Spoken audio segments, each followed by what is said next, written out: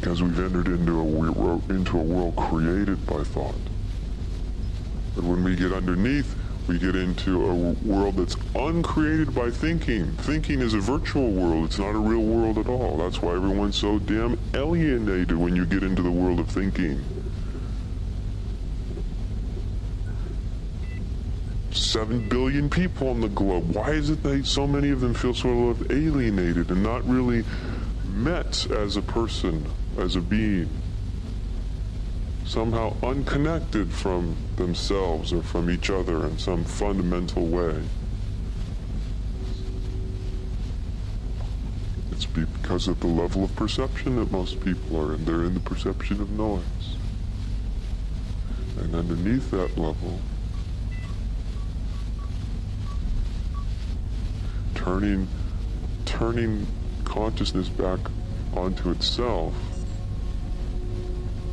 it gets very quiet.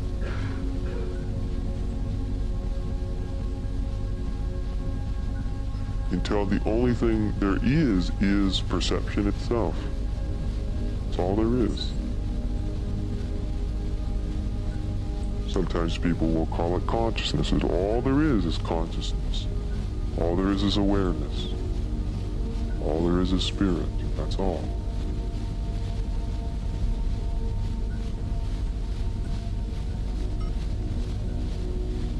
Appearing is everything else.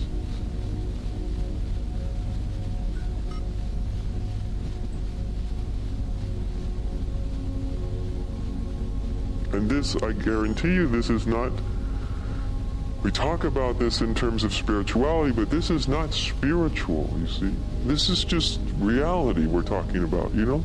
That's all enlightenment is. I don't know how enlightenment ever got all mixed up into spirituality and religion. It has no business being mixed up, but all of that just confused it. Enlightened beings and unenlightened beings and avatars and this and that and masters, and it's just the whole thing got so hopelessly mixed up, so unimaginably confused. It's all just a mishmash of humanity's greatest projections and illusions and fantasies. It has nothing to do with it. Enlightenment just means reality. That's all.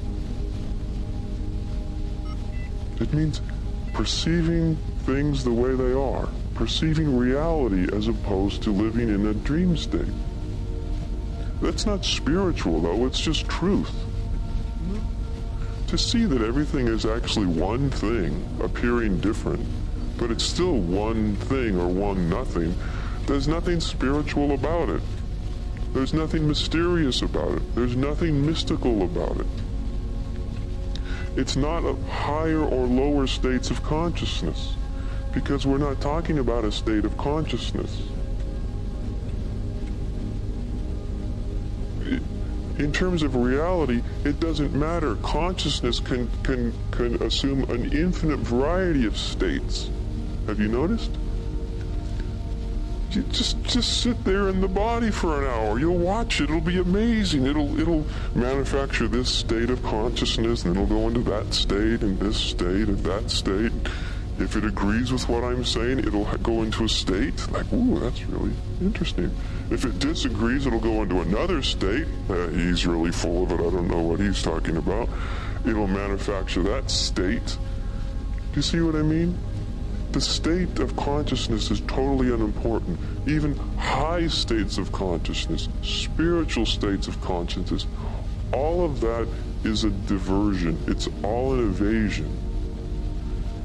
Yes, if you're in this for states of consciousness, go at it. Have a great time. You can create so many whacked out states of consciousness.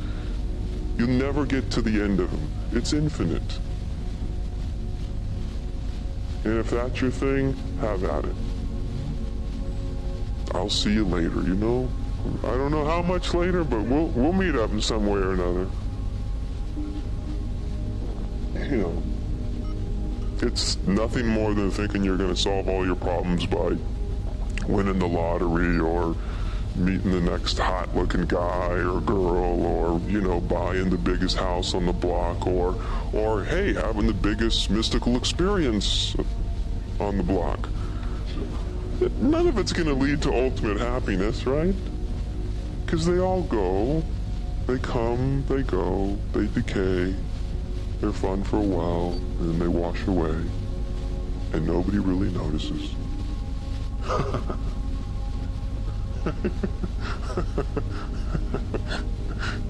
We're so funny as human beings, you know. We think we will be admired when we get something that other people don't have.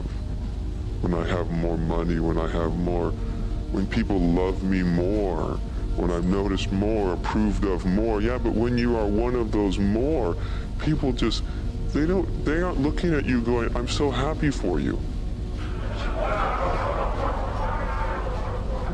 That's not how they're relating, right? Your next door neighbor is rich, you don't look and go, I'm so unimaginably happy for you, you know? But one thinks if you were to get there, that's how everybody around you would think about you. They'd love you, they'd approve of you. But the thing is, they don't actually care. They only care in the way of, how do I get your $1 million? How does it go from you to me? How do I get your mystical experience? How do I get what you have? You see, that's all they're interested in. They're not admiring you. They're not even particularly happy for you. Any more than you're happy for them. Right? So it's so important to see that this thing about spiritual awakening, enlightenment, it's not about all that.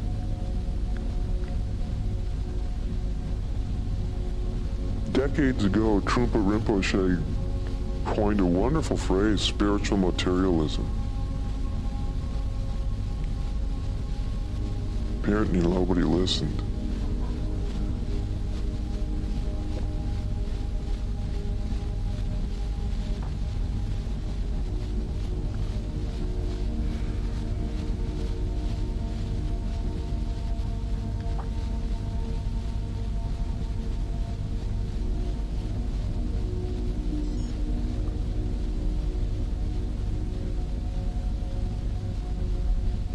You see, because everything I just talked about, whether it's in the material realm or the spiritual realm, keeps the mind in anticipation, in grasping, in wanting, in desire, in trying to arrive. See, and all of those impulses are impulses that are derived in the noisiness of mind and have nothing to do, they are the diversions away from reality. That's what, it's amazing. At a certain point, when I realized, my God, 99% of what people are doing to wake up is actually reinforcing the dream state. It's shocking. You know that old, thing we tell each other to calm ourselves into a totally deluded oblivion, like, all roads lead to God. No, they don't. All paths lead to the top of the mountain. No, most paths lead nowhere near the top of the mountain. The good ones are, even the halfway decent ones, are only circling the bottom of the mountain. All the rest are usually going in the opposite direction as quickly as possible. You know? Yes, you want to get really fancy, you know, they'll go all the way around the globe and then they'll eventually wind up at the mountain. So, you know, if you want to do that kind of silly thing, but it's not actually true.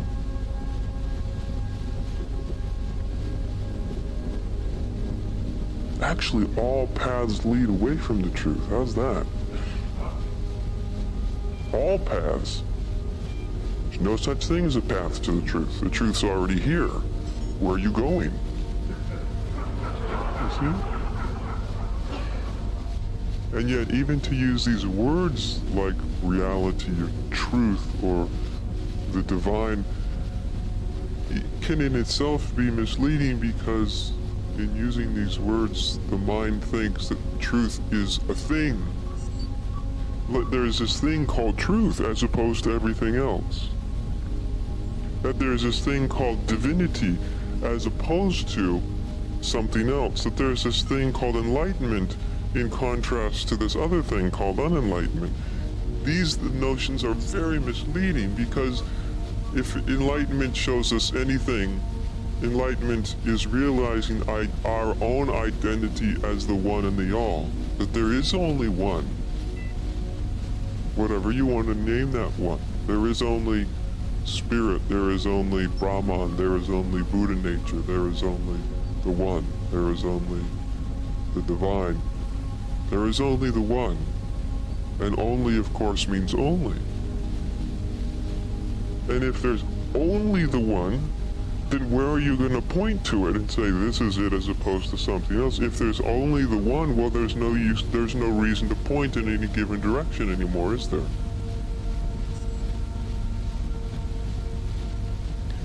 As soon as you understand there's only the one, the jig is up, the whole thing's over, the whole ridiculous notion of duality collapses. Because if there's only the one, there's certainly nowhere to go to look to find it. Because if there's only the one, even the looking for it is the one.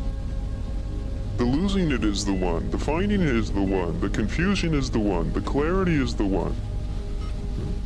Life and birth and death and everything in between is the one. Paying taxes is the one. Nirvikalpa Samadhi is the one. So is eating Cheetos in front of the TV. Do you see how the mind, though, is so attached to division? It says, well, what is the truth out there? And of course then begins the distortion, the confusion, the misunderstanding. Trying to solve the non-existent problem.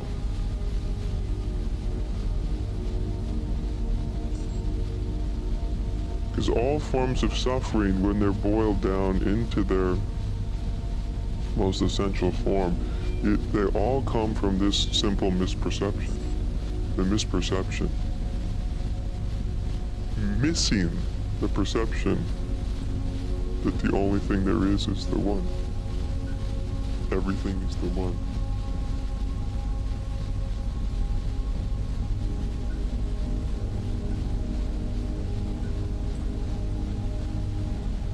To realize everything is one is nirvana.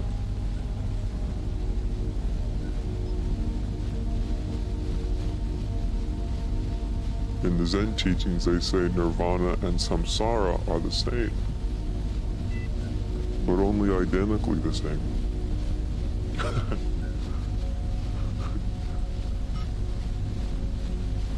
I didn't understand that until the one woke up. And then it was, oh, of course they're the same, because there's only one thing.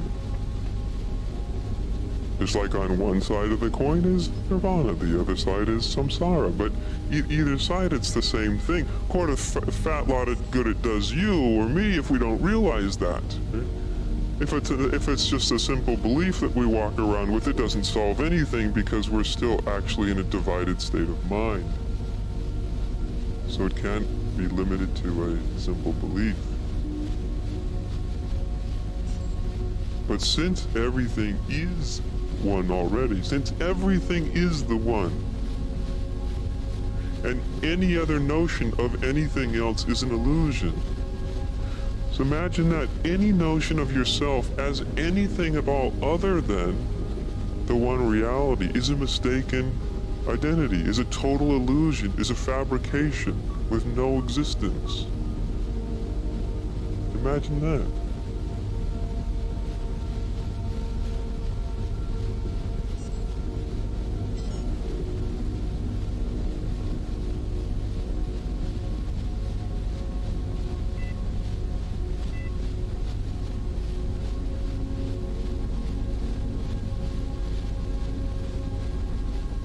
So it all comes down to a case of mistaken identity.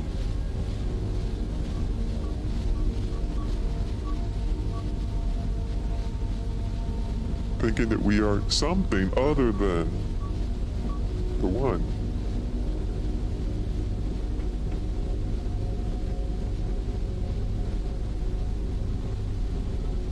course, the only thing that can convince you that you're other than the one is thinking. It's the only thing that can fool mind into believing it's other than the one. But remember, from the perception of the one, it's all okay, because no matter how much you think yourself into delusion, you can't think yourself out of reality. You can only imagine yourself out of reality. You know what I mean? It's like you can sit in the chair where you're sitting, and you can think about being anywhere you want to think about. You can imagine it. You can fantasize about it as much as you want. But the one thing you can't achieve is actually not being here. It can seem as if you achieve not being here. You can fantasize so unimaginably well, it can actually seem that you pull it off. For moments, you may think that you're, in south of France or something. Or unenlightened.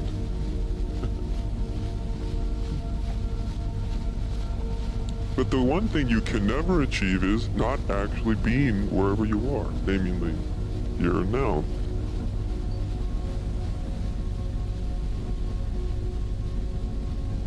The worst that you can do is imagine something other than truth. But since there can't be something other than truth, and you can't be somewhere other than truth,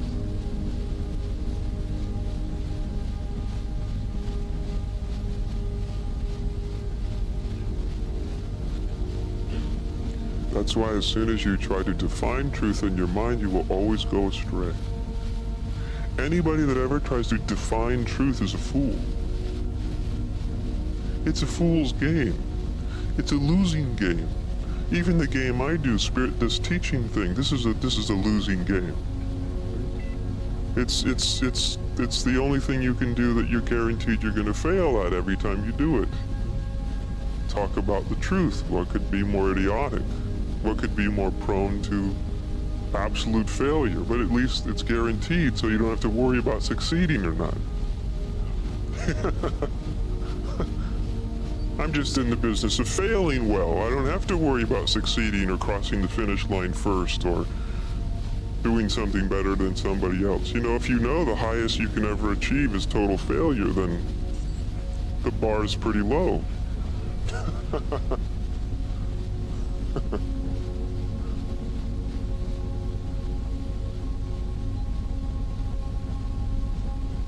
And yet,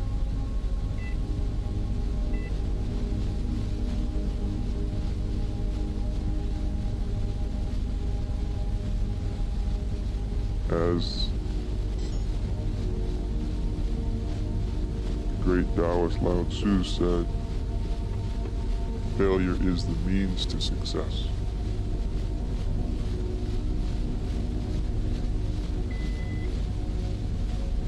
It's another one of those phrases I love. Failure is the means to success.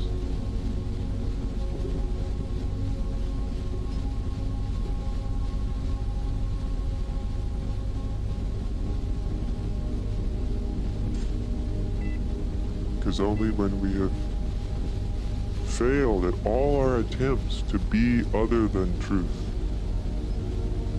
do we stop. Totally stop. Completely stop. Stop trying and stop not trying. Just stopping. Without even knowing how to stop.